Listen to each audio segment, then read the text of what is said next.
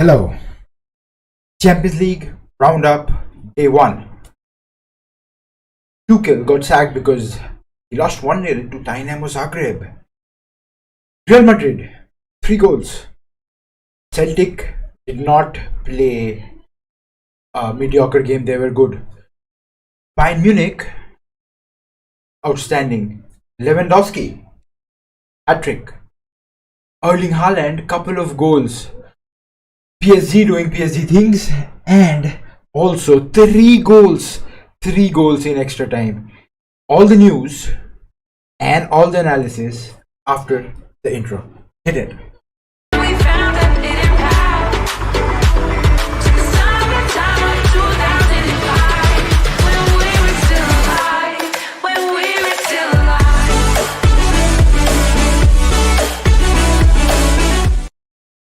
Welcome to Humble Discussion, guys. Another video here. This will be a Champions League roundup. I know Man United are not in the Champions League. I know that for a fact, and I am really sad. Now, that being said, we are going to play Europa League. Bigger than Champions League? I don't know.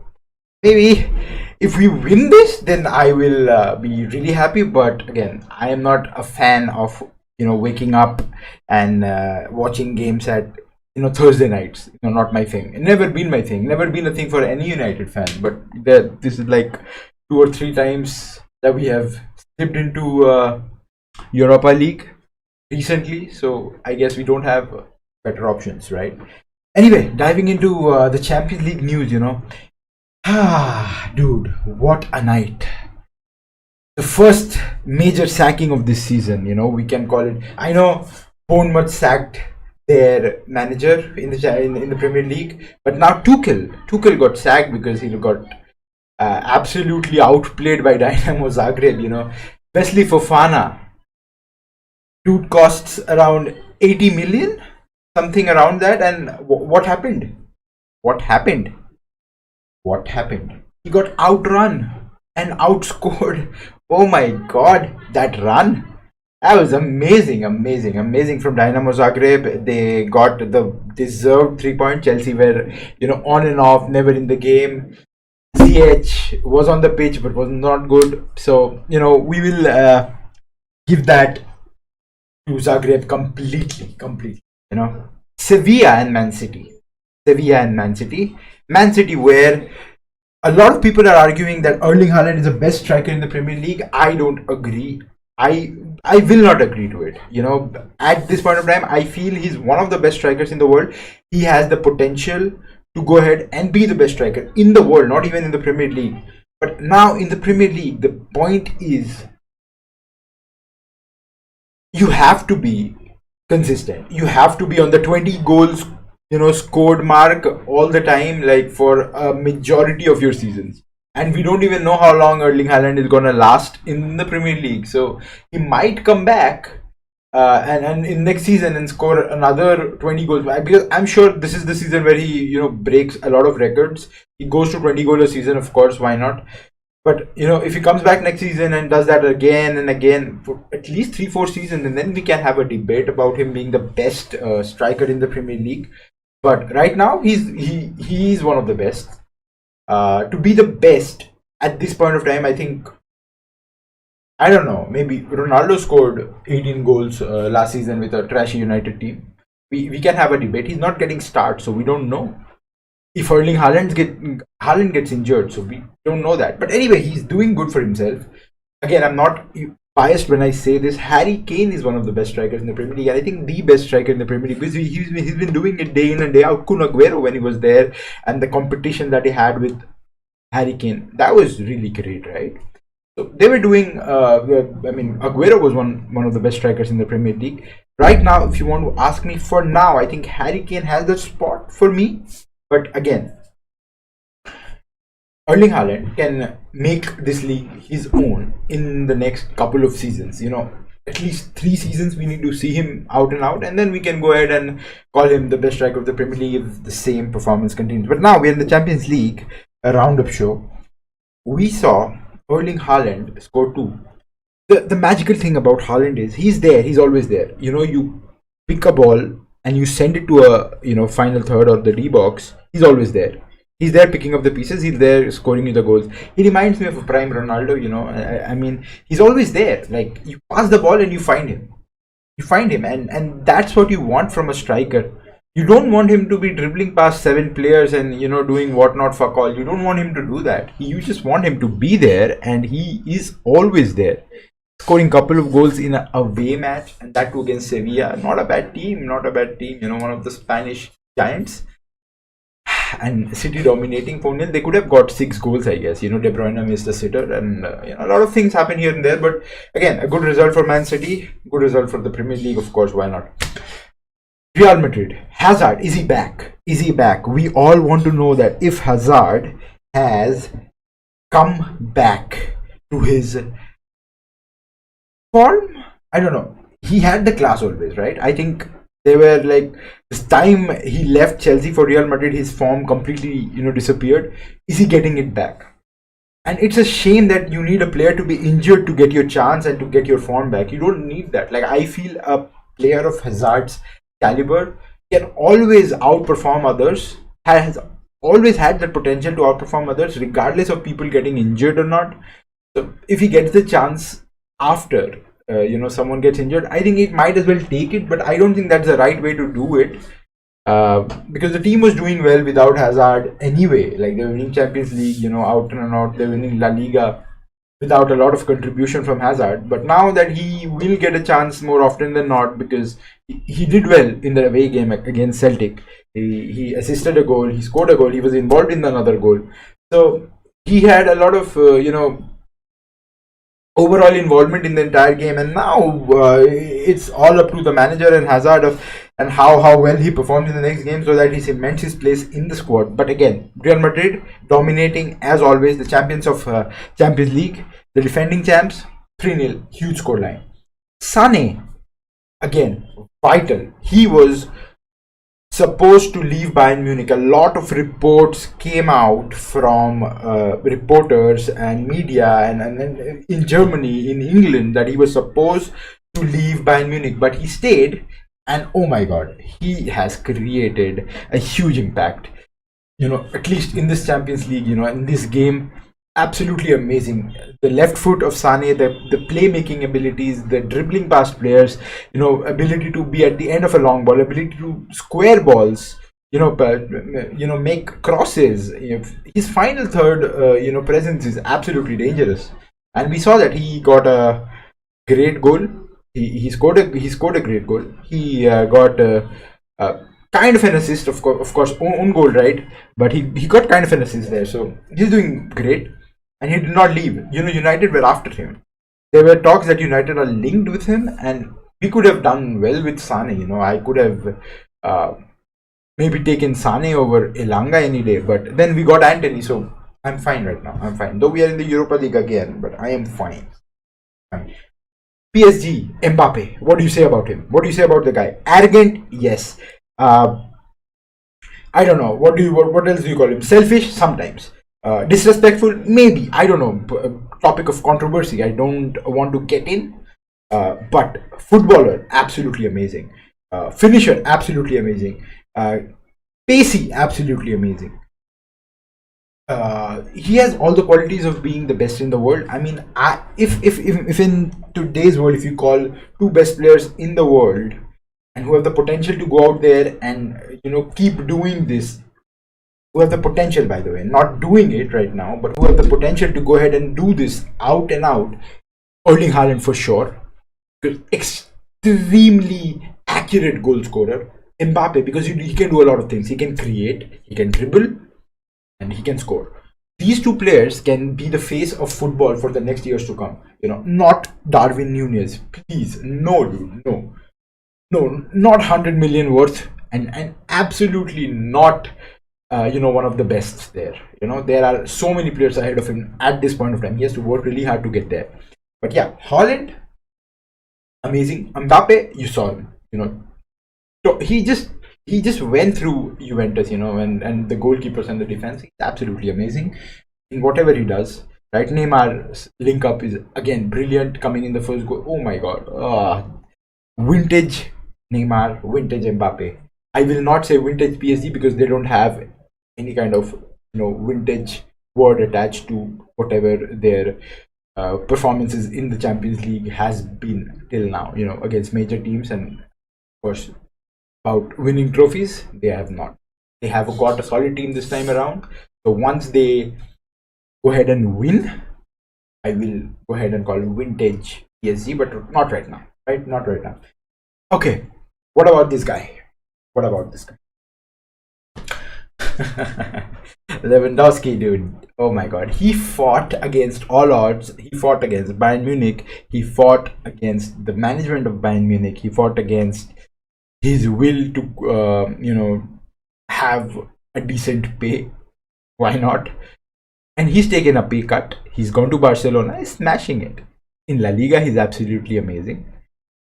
Again, I think the best striker in the world. The debate, if you call it right now, Haaland and Mbappe can stay in their places right now. Lewandowski and Benzema are right up there. Right up there. Again, hat trick in Champions League. I know the team is like, okay, it can be manageable, but again, it's Champions League game, right, dude? Come on, 3 goals, group stage, Champions League, Victoria. You go ahead and take it any day. The goals were pretty awesome. A header, a poaching header, of course. 2 great finishes, side-footed finishes, both one outside the D box, a low ball. You don't see that often. You don't see Lewandowski doing that. But now he's got a different kind of confidence. He can shoot from outside the D box. Wherever I have seen Lewandowski scoring, most of it, if you can just go any of his videos, any of his goals, you will never see him scoring from outside the D box. You will never do that. Why am I mentioning this? There's a reason. You don't see him scoring outside the D box, right? He's always there, poaching and kind of like that, like how Haaland is doing right now. He's always there. He has, certain kind of trademark styles on how to approach a ball, on how to hold the ball, on how to put it past the keeper. He has a trademark touch of that.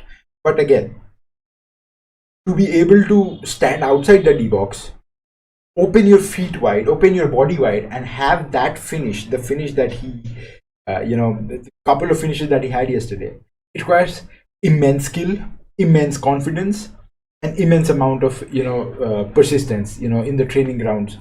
So again, it shows how much confidence Xavi has in him, how much confidence Barcelona has in him, and how much confidence he himself has in himself. He is reborn right now. The age doesn't really matter at this point of time for him. He has completely redefined his game for Barcelona. He's sinking in perfectly. He's linking up perfectly. And I think Sergio Roberto, oh my god, another huge mention for him. He has been absolutely amazing last night, and he's been done. He's been doing really great for Barcelona as well. Ferran Torres' last goal was absolutely amazing. Ousmane Dembele, after taking a pay cut, he's been again amazing, guys. Amazing. Ousmane Dembele, why not, dude?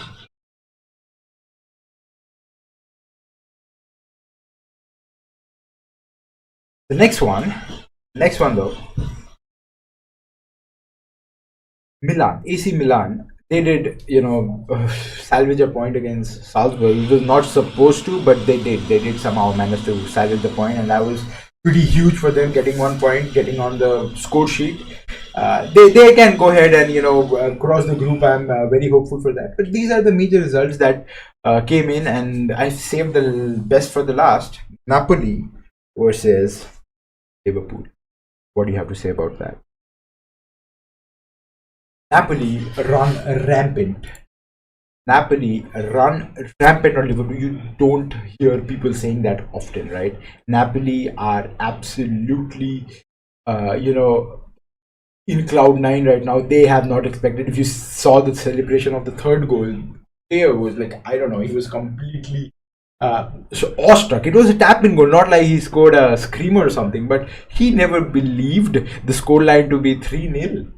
And I don't think Liverpool believe that as well, but they have very callous defending. Their high line defense has been screwing them up for a really long time. I think Klopp needs, these days, he needs a reboot of his ideologies. He needs the team to be playing well, and against big teams. Against small teams they're pretty good, but against big teams they need to have some kind of plan B, so that their high line kind of defense doesn't really make them pay. And again, they have aggressive defenders like Arnold and Robertson and Van Dijk. They all like to go ahead and press. I don't know, this has been their kind of game style, but it has now completely been decoded, deciphered, and everything that you want to dismantle.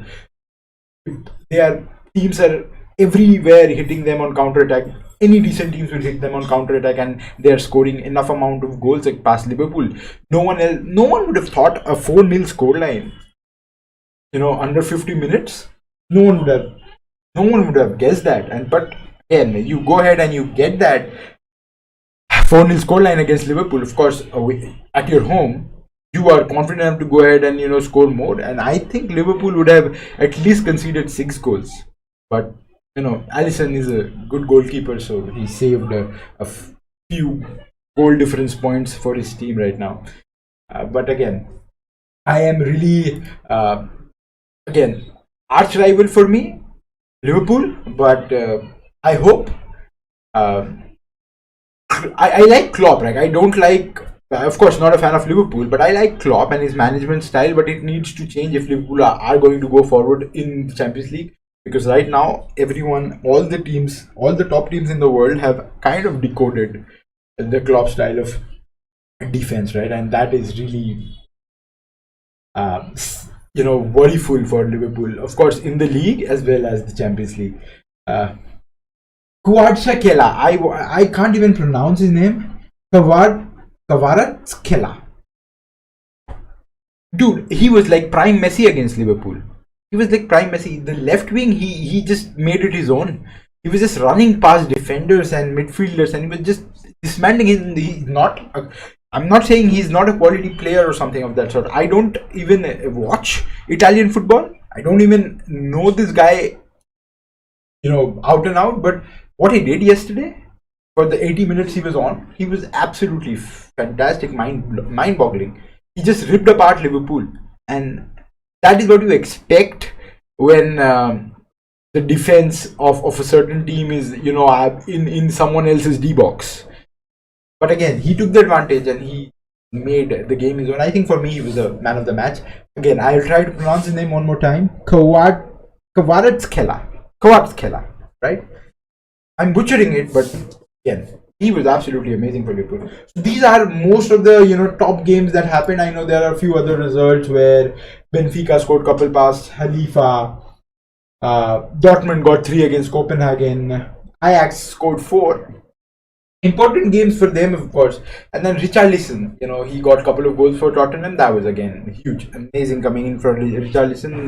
Of course, Mbembe got a red card, and then it was pretty much game over, like after half time, when Tottenham, they still took a lot of time to score their first goal, but they won it convincingly at the end. It's just a couple of headers coming in and completely dismantling Marseille, getting those 3 points on the board, important 3 points.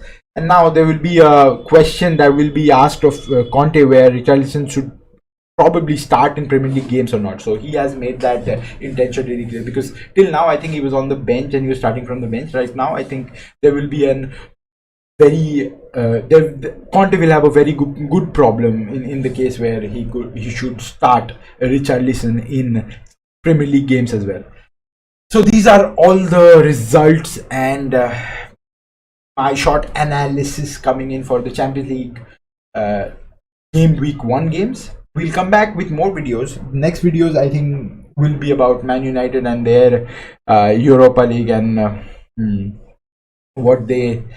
what we expect them to do, and a few things about Eric Bailly as well is coming out to the media and saying few stuffs which I don't think is completely false, but whatever it is, we'll come back in the next video. Thank you guys for tuning in, and this is me, Shine, signing off.